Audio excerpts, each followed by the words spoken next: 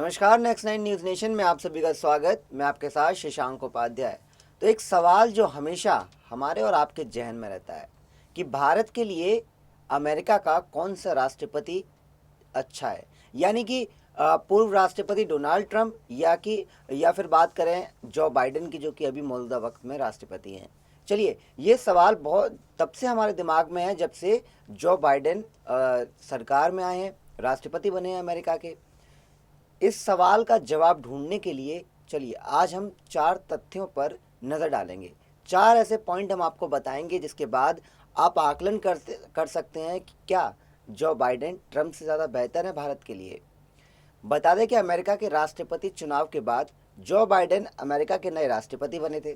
उस वक्त ये सवाल खड़ा हुआ था और बाइडेन प्रशासन और भारत के बीच किस तरह के रिश्ते होंगे, इस पर भी सबकी नज़र थी। यह बहस हम आज इसलिए कर रहे हैं क्योंकि पूर्व राष्ट्रपति डोनाल्ड ट्रंप और भारतीय प्रधानमंत्री नरेंद्र मोदी के बीच गहरी दोस्ती थी।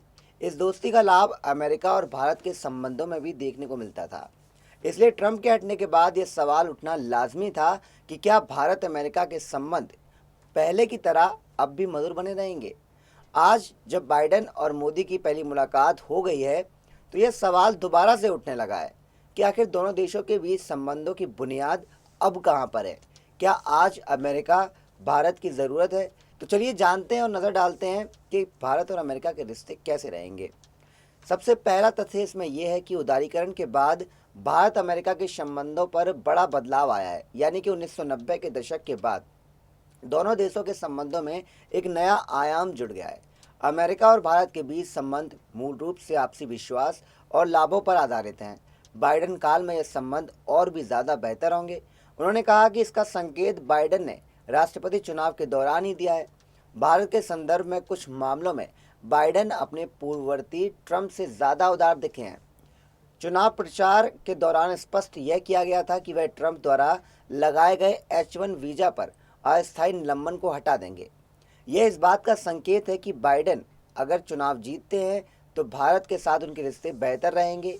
इसलिए कहा जा सकता है कि बाइडेन भारत के लिए बेहतर है क्योंकि चुनाव से पहले ही वे ऐसा जता चुके हैं। वहीं दूसरे पॉइंट पर अगर नज़र डालें तो बेसिक राष्ट्रपति बाइडेन व्यक्तिगत संबंधों को बढ़ावा देने के प्रति ज़्यादा उत्सुक ना हो, जिसे प्रधानमंत्री नरेंद्र मोदी काफ़ी पसंद करते हैं।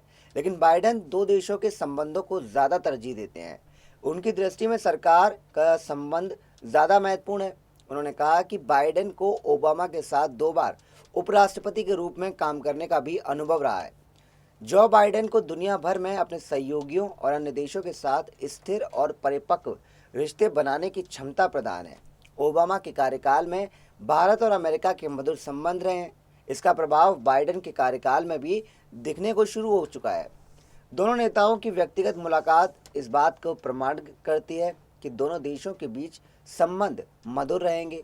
डेमोक्रेटिक शासन में भारत अमेरिका के संबंधों में मधुरता कायम रही है। राष्ट्रपति चुनाव के वक्त भी यह कहा गया था कि पूर्व राष्ट्रपति बराक ओबामा के साथ प्रधानमंत्री मोदी के करीबी संबंध बाइडेन के कार्यकाल में विदेश नीति में महत्वपूर्ण भूमिका निभा सकते हैं, जिसमें भारत समेत अन्य मित्र देशों के साथ भी मिलकर काम करने की नीति रहेगी। वहीं अगर तीसरे पहलू पर नज़र डालें तो अमेरिका के व्हाइट हाउस में दोनों नेताओं की मुलाकात जिस गर्मजोशी से हुई है, जिन विषयों पर इस दौरान चर्चा हुई, उससे यह बात प्रमाणित हो जाती है कि दोनों देशों के बीच संबंधों में मधुरता कायम रहेगी।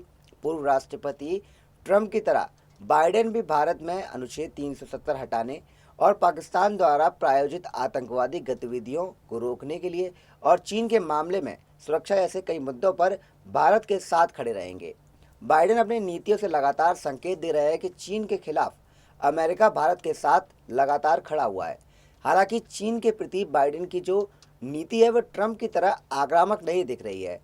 ऐसे में यह उम्मीद की जा सकती है कि बाइडेन भी अमेरिकी विदेश नीति के निर्धारित सिद्धांतों से विचलित नहीं होंगे।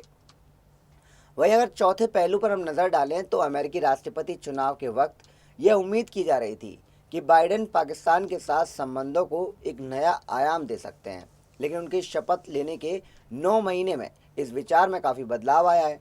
अफगानिस्तान से उन अमेरिकी सैनिकों की वापसी के बाद पाकिस्तान ने तालिबान को जिस तरह से मदद की है, उससे पाकिस्तान बेनकाब हो गया है। भारत की यह बात सिद्ध हुई है कि पाकिस्तान में आतंकवाद का पोषण हो रहा है।